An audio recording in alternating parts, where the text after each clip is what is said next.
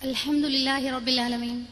Assalatu wassalamu ala ashrafil mursaleen wa ala alihi wa ashabihi ajma'in amma ba'd. A'udhu billahi minash shaitanir rajim. Bismillahir rahmanir rahim. Wallahu yad'u ila daris salami wa yahdi man yasha'u wala siratin mustaqim. സ്നേഹമുള്ള എൻ്റെ മാന്യ സുഹൃത്തുക്കളെ, അസ്സലാമു അലൈക്കും വറഹ്മത്തുള്ളാഹി വബറകാത്ത്. ഇസ്ലാം സ്വീകരിച്ച സ്ത്രീകളുടെ കൂട്ടായ്മയായ വിളക്കുമാടം നടത്തുന്ന ഈ പരിപാടിയിൽ ഇസ്ലാം സ്വീകരിച്ച വ്യക്തി എന്ന നിലയിൽ തൻ്റെ അനുഭവം നിങ്ങളുമായി പങ്കുവെക്കുവാനാണ് ഞാൻ ഉദ്ദേശിക്കുന്നത്. എൻ്റെ പേര് ഖദീജ രൂപിത. വീട് പാലക്കാടാണ്. എൻ്റെ ജ്യേഷ്ഠന്മാർ, അച്ഛൻ, അമ്മ എന്നിവരടങ്ങുന്നതാണ് എൻ്റെ കുടുംബം. ഹിന്ദു മതവിശ്വാസിയായിക്കൊണ്ട് ജനിച്ചതുകൊണ്ട് തന്നെ ആ വിശ്വാസം ഉൾക്കൊണ്ടുകൊണ്ടാണ് ഞാൻ ജീവിച്ചത്. എൻ്റെ വീട്ടിലെ പൂജാമുറിയിൽ ഒരുപാട് ദൈവങ്ങളുടെ ഫോട്ടോകളും ബിംബങ്ങളും ഉണ്ട്. അവയെല്ലാം തന്നെ അവയെല്ലാം ഞാൻ പേടിക്കുകയും അതേപോലെ പ്രാർത്ഥിക്കുകയും ചെയ്തിരുന്നു. പരീക്ഷാവേളകളിലും മറ്റ് സന്താപവേളകളിലുമാണ് ഞാൻ ദൈവത്തോട് ഒരുപാട് ഞാൻ അടുത്തിരുന്നത്. അപ്പോ ദൈവത്തെ പറ്റിയോ അല്ലെങ്കിൽ മതത്തെ പറ്റിയോ അല്ലെങ്കിൽ വേദഗ്രന്ഥങ്ങളെ പറ്റിയോ വലിയ ഗൗരവമായി ഞാൻ പഠിക്കാൻ ശ്രമിക്കുകയോ അതിന്റെ അറിവൊന്നും ഉണ്ടായിരുന്നില്ല. അങ്ങനെ ഞാൻ അമ്മയോടൊക്കെ ചോദിക്കുമായിരുന്നു, എന്തിനാണ് ഇത്രയും ദൈവങ്ങളുള്ളത്, ഒരു ദൈവം പോരെ എന്നൊക്കെ ചോദിക്കുമായിരുന്നു. അപ്പൊ അമ്മ പറയുമായിരുന്നു, ഒരു ദൈവമേ ഉള്ളൂ, ബാക്കിയെല്ലാം അവയുടെ അവതാരങ്ങളാണെന്ന് പറയുമായിരുന്നു. അങ്ങനെ ഇരിക്കുമ്പോഴാണ് ഞങ്ങളുടെ നാട്ടിലെ കുറച്ച് ക്രിസ്ത്യാനികൾ സുവിശേഷവുമായി ഇറങ്ങുന്നത്. അവർ ഞങ്ങളുടെ വീടും സന്ദർശിക്കുന്നു. അപ്പോ തങ്ങളുടെ പാപങ്ങൾ സ്വയം ഏറ്റുവാങ്ങിക്കൊണ്ട് ക്രൂശീകരണത്തിന് വിധേയനായ യേശുവിനെ അവർ പരിചയപ്പെടുത്തിയപ്പോൾ വളരെയധികം ഇഷ്ടം തോന്നി. കാരണം അവിടെ പങ്കുചേർക്കാൻ ആരുമില്ല, യേശു മാത്രമേ ഉള്ളൂ. അങ്ങനെ അവർക്കൊരു ചർച്ചുണ്ട്. ആ ചർച്ചിൽ ഞാൻ പോകുമായിരുന്നു. അങ്ങനെ പോയപ്പോഴാണ് അവിടുത്തെ കാര്യങ്ങൾ നമുക്ക് മനസ്സിലാക്കാൻ സാധിച്ചത്. അവിടെ ഒരു പാസ്റ്റർ ഉണ്ട്, അതായത് പള്ളിയിൽ അച്ഛനുണ്ട്. അപ്പൊ പോകുന്ന എല്ലാവരെയും ഈ പാസ്റ്റർ ബൈബിള് തലയിൽ വെച്ചുകൊണ്ട് പ്രാർത്ഥിക്കും. അപ്പൊ ആ സമയത്ത് നമ്മൾ എന്താണോ പ്രാർത്ഥിക്കുന്നത് നമുക്ക് നടക്കും എന്നുള്ളതാണ്.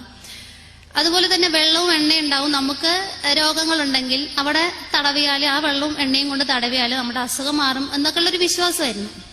അപ്പൊ തോന്നിയിട്ടുണ്ട്, ഈ പാസ്റ്ററും സത്യസായിബാബയും അങ്ങനെയുള്ള ദൈവങ്ങൾ നമ്മൾ എന്താ വ്യത്യാസം തോന്നിയിട്ടുണ്ട്. പക്ഷെ ഞാൻ അത് ആരോടും പറഞ്ഞില്ല. കാരണം ഞാൻ എൻ്റെ ആ ഒരു വിശ്വാസം കൊണ്ട് നീങ്ങി. പിന്നെ ബൈബിളൊക്കെ വായിച്ചപ്പോ ത്രിയേകത്വമൊക്കെ കണ്ടു. അതിനെക്കുറിച്ച് ചോദ്യം ചോദിച്ചപ്പോ അവർ പറഞ്ഞത്, നിന്റെ മേലെ പിശാച് കൂടിയിട്ടുണ്ട്, അതുകൊണ്ടാണ് എനിക്ക് അങ്ങനെയുള്ള ഓരോ തോന്നലൊക്കെ വരുന്നത് എന്നാണ് അവർ പറഞ്ഞത്. അപ്പൊ പിന്നെ അതിനെക്കുറിച്ച് ചോദിക്കാൻ പോയിട്ടില്ല. പക്ഷെ എനിക്ക് അവിടുന്ന് കാര്യം എന്താ മനസ്സിലായെന്ന് വെച്ചാൽ, പാവപ്പെട്ട ആളുകളാണ് അവിടെ കുറെ വരുന്നത്.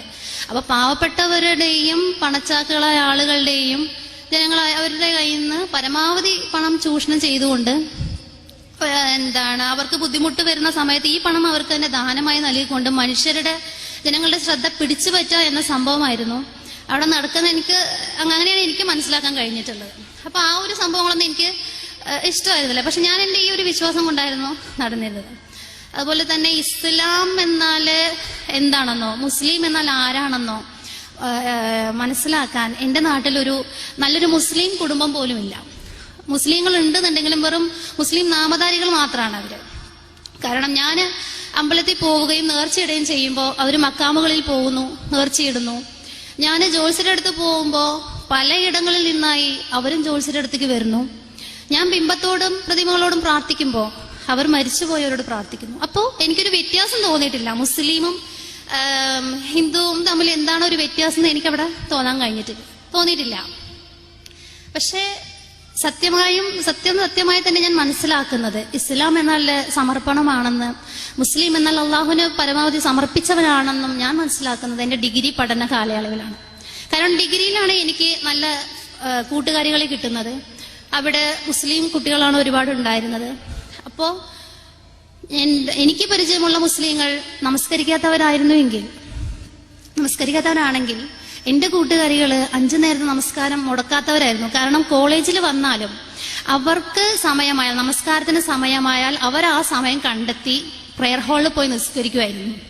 അതേപോലെ തന്നെ നുണ പറയേണ്ട അവസരങ്ങളിലാണെങ്കിലും സത്യം മാത്രം പറഞ്ഞുകൊണ്ടും സത്യസന്ധത പുലർത്തിക്കൊണ്ടും വാക്ക് പറഞ്ഞാൽ മാറ്റാത്തതുമായ അങ്ങനെയുള്ള സ്വഭാവങ്ങളൊക്കെ എനിക്ക് ഭയങ്കര ഇഷ്ടമായിരുന്നു. അതുപോലെ ഞങ്ങളൊക്കെ പണ്ട് പരമാവധി സൗന്ദര്യം പുറത്ത് കാണിച്ചുകൊണ്ട് നടക്കണം എന്നുള്ളൊരു ഇതായിരുന്നു. കാരണം നമ്മളെ എത്രമാത്രം സൗന്ദര്യം ഉണ്ടെന്ന് മറ്റവർ കാണിക്കണം, അത്രയും നമുക്ക് സാറ്റിസ്ഫാക്ഷനാണ്. അപ്പോ അങ്ങനെ ആ സമയത്ത് അവര് പറഞ്ഞത് ഞങ്ങളുടെ സൗന്ദര്യം ഞങ്ങൾക്ക് ഭർത്താവിന്റെ മുമ്പിൽ മാത്രമേ പ്രദർശിപ്പിക്കാൻ ഞങ്ങൾ ആഗ്രഹിക്കുന്നുള്ളൂ എന്നൊക്കെ പറഞ്ഞു കേട്ടപ്പോൾ വളരെയധികം ഒരു ഇത് തോന്നിപ്പോയി. എന്താണ് ഇത്രമാത്രം ഉള്ളത് എന്നൊക്കെ തോന്നിപ്പോയി. ആ മതത്തിൽ ഇങ്ങനെയൊക്കെയാണോ പറയണതൊക്കെ തോന്നിയിട്ടുണ്ടെങ്കിലും അവരിടയ്ക്ക് നമ്മളോട് ചോദിക്കും, നിന്റെ ദൈവത്തെ പറ്റി നീ ഒന്ന് പറഞ്ഞു തരാമോ എന്നൊക്കെ പറയും. പക്ഷെ ആ ടൈമിൽ നമ്മളിങ്ങനെ ഒപ്പിച്ച് പറയും, പക്ഷെ ഒരു മനസ്സിനൊരു തൃപ്തിയില്ലാത്ത തരത്തിലാണ് നമ്മൾ പറയല്.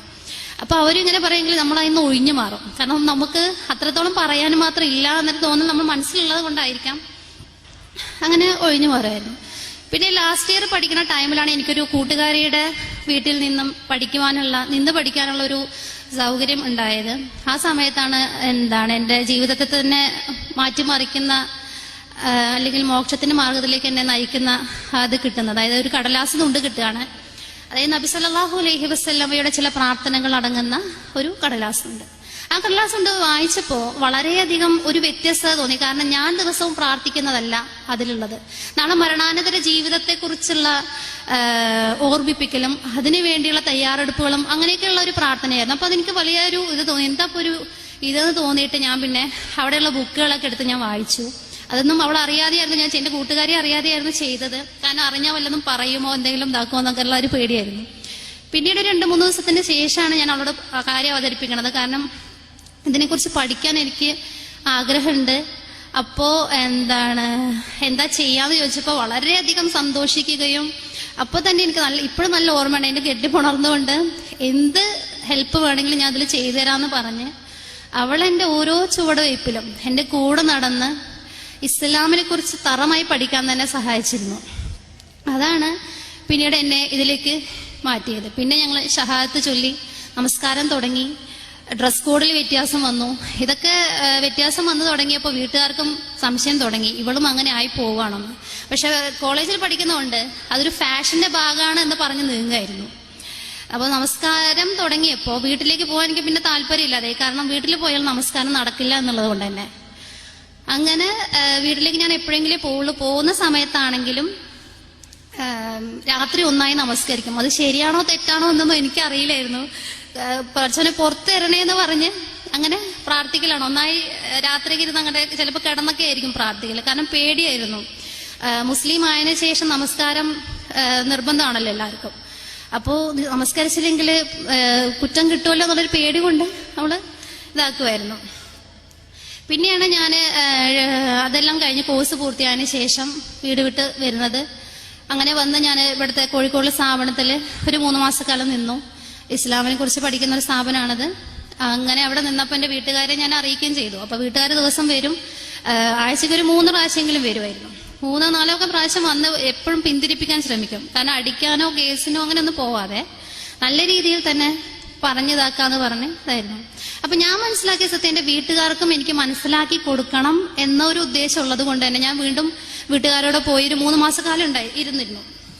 ആ 3 മാസക്കാലം എനിക്ക് വേണ്ട എല്ലാ സൗകര്യങ്ങളും, നമസ്കാരത്തിനാണെങ്കിലും നോമ്പൊക്കെ അവിടെയായിരുന്നു, അതിന് ഉള്ള സൗകര്യങ്ങളും എനിക്ക് അവിടെ ഒരുക്കി തരികയും അത്താഴത്തിന് ഫുഡ് എല്ലാം ആക്കി തരികയൊക്കെ ചെയ്യുന്നു. അപ്പൊ അത് കാണുമ്പോൾ ഭയങ്കര സങ്കടമായിരുന്നു. കാരണം അവർക്ക് അവരുടെ മകള് നഷ്ടപ്പെട്ടു പോവരുത് എന്നുള്ള ഒരു ഇതുകൊണ്ടാണ് അവർ അങ്ങനെയൊക്കെ ചെയ്തത്. കാരണം മെല്ലെ മെല്ലെ മാറ്റിയെടുക്കാം എന്നുള്ള ഇതുകൊണ്ട്. കാരണം അവരുടെ മനസ്സിൽ ഇസ്ലാമിനെ കുറിച്ചുള്ള ഒരു ധാരണ തന്നെ തീവ്രവാദമാണ്, ഞാൻ ഏതോ ഒരു തീവ്രവാദത്തിനുള്ളിൽ പോയി പെട്ടിരിക്കുകയാണ് എന്നൊക്കെ ഉള്ളൊരു ധാരണ കൊണ്ട് അടിച്ചാലും ഇതാക്കിയാലും നമ്മൾ മാറൂല. അപ്പോ നല്ല സ്നേഹത്തോടെ തന്നെ മാറ്റാം എന്നുള്ള ഒരു വിശ്വാസമായിരുന്നു. പക്ഷെ പുറത്തു പോകുമ്പോൾ തല മറയ്ക്കാൻ പറ്റില്ല എന്നൊക്കെയുള്ള പിന്നെ അങ്ങനെയുള്ള കുറച്ച് പ്രശ്നങ്ങളൊക്കെ വന്നപ്പോ വീണ്ടും എനിക്ക് തോന്നി, ഞാൻ മനസ്സിലാക്കിയ സത്യം അവർക്ക് ഞാൻ അറിയിച്ചു കഴിഞ്ഞു. ഇതുകൊണ്ടാണ് ഞാൻ ആയതെന്നും ഞാൻ അറിയിച്ചു കഴിഞ്ഞു. ഇനി ഞാൻ ഈ സത്യം പുറത്തറിയാതെ മൂടി വെക്കേണ്ട ആവശ്യമില്ലാതെ തോന്നുകയും പിന്നീട് വീണ്ടും വീട് വിട്ട് ഇറങ്ങാൻ തയ്യാറാവുകയാണ് ചെയ്തത്. അപ്പൊ ഒരു സർട്ടിഫിക്കറ്റ് പിന്നെയും വാങ്ങാനുണ്ടെന്ന് പറഞ്ഞ പേരിലാണ് ഞാൻ ഇറങ്ങി പോകുന്നത്. അപ്പോ സർട്ടിഫിക്കറ്റ് വാങ്ങാൻ പോകുമ്പോ എന്നെ പുറത്തൊന്നും വിടില്ലായിരുന്നു, ഒറ്റയ്ക്ക് വിടൂലായിരുന്നു ഈ അവസരത്തില്. പക്ഷെ പടച്ചോന്റെ അനുഗ്രഹം ശരിക്കും നമ്മൾ അനുഭവിച്ചറിയുന്ന സമയങ്ങളുണ്ട് ഓരോരോ ഇത്. എന്താണെന്നറിയില്ല, എല്ലാവരുടെ കണ്ണിലും പൊടിയിട്ടുകൊണ്ട് ആ ദിവസം എനിക്ക് വീട്ടിൽ നിന്ന് പുറത്തിറങ്ങാൻ കഴിഞ്ഞു എന്നതാണ് ഒരു കാര്യം. കാരണം ഞാനത് സ്വപ്നത്തിൽ പോലും വിചാരിച്ചിട്ടില്ല എന്നെ അവർ വിടുന്നോ, ഞാൻ അവിടുന്ന് പിന്നെയും പോരുമെന്നോ സ്വപ്നത്തിൽ പോലും വിചാരിച്ചിട്ടില്ല. പക്ഷെ അന്ന് പടച്ചവന്റെ അനുഗ്രഹം അതുകൊണ്ട് മാത്രമാണ് പിന്നെയും എനിക്ക് വീട് വിട്ട് വരാൻ സഹായിച്ചത്. അപ്പോൾ എളാമന്റെ വീട്ടിലാണ് ഞാൻ ഇരുന്നിരുന്നത്. അപ്പൊ എളാമ പറഞ്ഞു, നീ കോളേജിലേക്ക് പോണ വഴിയിൽ അമ്മ നിൽക്കും, അപ്പൊ അമ്മേനെയും കൂട്ടിയിട്ട് കോളേജിലേക്ക് പോയാൽ മതി എന്നാ പറഞ്ഞത്. അപ്പോ എന്താണ് പോകുന്ന സമയത്ത് ബസ്സിൽ ഞാൻ കയറി പോണ ടൈമിൽ ഞാൻ അമ്മേനെ ഒന്ന് കണ്ടു, അവസാനമായിട്ടൊന്ന് കണ്ടതായിരുന്നു. കാരണം തന്റെ മകളെ ഇനിയും തന്നെ ചതിച്ചുകൊണ്ട് കടന്നു കളയോ എന്നുള്ള ആ ഭീതി നമുക്ക് മുഖത്ത് കാണാൻ കഴിയുമായിരുന്നു. നമുക്ക് പറഞ്ഞറിയിക്കാൻ കഴിയില്ല അവരുടെ ആ മുഖത്തുള്ള അത്. എനിക്ക് നല്ല ഓർമ്മയാണ്, ഇപ്പോഴും നല്ല ഓർമ്മയാണ്. അങ്ങനെ ഞാൻ അമ്മനെ പിടിച്ച് വണ്ടിയിലിട്ട് കൊണ്ടുവന്നാലോ എന്നൊക്കെ ആ സമയത്ത് നമുക്ക് തോന്നിപ്പോയി. പിന്നെ പഠിച്ചവൻ ഉദ്ദേശിക്കുന്ന ഓരോ കാര്യങ്ങളുണ്ടല്ലോ. അപ്പോൾ ഞാൻ പിന്നെ പോവുകയും തിരിച്ച് ഇങ്ങോട്ട് കോഴിക്കോട് തന്നെ വരികയും ചെയ്തു. ഇപ്പോൾ ഞാൻ വിവാഹിതയാണ്, ഒരു കുഞ്ഞിൻ്റെ അമ്മയാണ്. ഇപ്പോഴും എൻ്റെ വീട്ടുകാരെ എന്നെ തിരിച്ചു വിളിച്ചുകൊണ്ടിരിക്കുന്നുണ്ട്. അതായത് ഒറ്റയ്ക്ക് തിരിച്ചു പോവാൻ, മകനെയും ഭർത്താവിനെയൊക്കെ വിട്ടിട്ട് തിരിച്ചു പോവാനായിട്ട് എന്നോട് പറയുമായിരുന്നു. ഇപ്പോഴും അത് തന്നെയാണ് പറഞ്ഞുകൊണ്ടിരിക്കുന്നത്. പക്ഷെ അവർക്ക്